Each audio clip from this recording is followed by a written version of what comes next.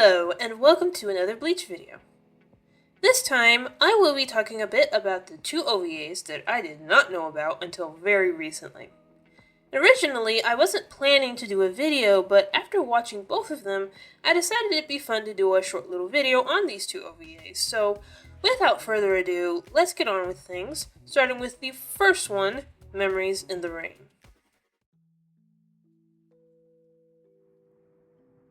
Memories in the Rain is the first of the OVAs, and not only that, but apparently it was also the pilot episode for the anime, having been shown at Jump Festa 2004 before the anime aired. This OVA adapts chapters 17 through 25 of the manga, adapting the story faithfully while also making a few changes here and there.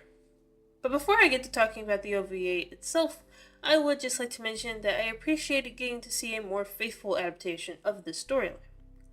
While I do think that the anime did a pretty good job of adapting Memories in the Rain, there are certain aspects of that version that I've never really cared for. For example, I never really liked that Soul Reaper guy that was included in the anime. Now, he wasn't a bad character or anything like that, he was actually kind of funny and played a somewhat interesting role, but he always just felt so forced to me. Like, when I first watched the anime, I hadn't read the manga yet, but even then, I could always tell that this character was not supposed to be there. Also, I've always felt like his presence kinda undermined some of the more emotional moments just a bit.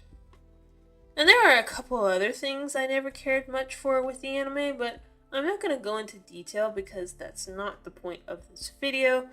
My basic point is that ever since I read the manga, I found myself wishing that a more faithful adaptation of this story existed, and this was that, for the most part.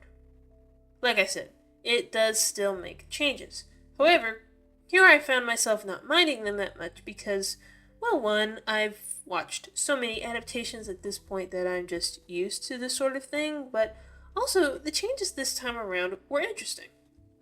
For example, even though I missed the conversation between Ichigo and Rukia where she tells him that she'll wait for him to talk to her about what happened to his mother, I do like this moment in the OVA where the decoy takes Masaki's form and Ichigo sees it. Now this part doesn't have much going on and gets broken up by the scene of Rukia fighting Grand Fisher, and it's also mainly a means to show more of Ichigo's memories of Masaki.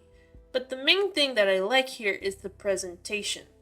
How it starts by showing a younger Ichigo when he first sees it, and then he confronts it and it shows its true form to him. All of that is well done. Also, the implication that Grand Fisher sent the decoy on purpose to distract Ichigo is cool, and it makes him an even more diabolical villain than he already was. But anyways, another small change that was nice was how Rukia's flashback showed more of what happened the night Kaien died, as it makes the parallels between him and Ichigo even stronger. And there were a few others, but I'm not going to go too deep into those because then I'll be here all day. All I will say is that I liked those changes too. Now though, I would like to look at other aspects of this OVA, starting with the animation. So character design wise, it's basically the same as the animes, but the thing that makes it easy to differentiate it from the anime is the animation. The animation for the OVA has more motion and fluidity to it than the anime does, which makes sense as they likely had more time to work on the OVA. I'm also pretty sure that there was more of a budget here in comparison to the anime. As usual, the music was great. I mean, it basically just uses the same tracks from the anime, so there's nothing new music-wise, but honestly, when the music is as good as it is, it doesn't really matter whether it's new or not. The voice acting was also really good, but I mean, it's the same cast as the anime, so I expected nothing less. I feel like I should mention, though, that I am referring to the Japanese cast here. Both OVAs are only available in Japanese, so if you don't mind subtitles, there should be no problem there. And that's about all I've got to say here, so long story short, I enjoyed it a lot, it was pretty good, and I'll likely watch it again if I ever feel like it.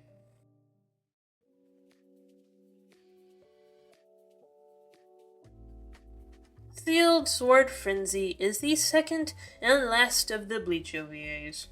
However, unlike the previous one, this is not adapting any material from the manga, instead being a completely original storyline.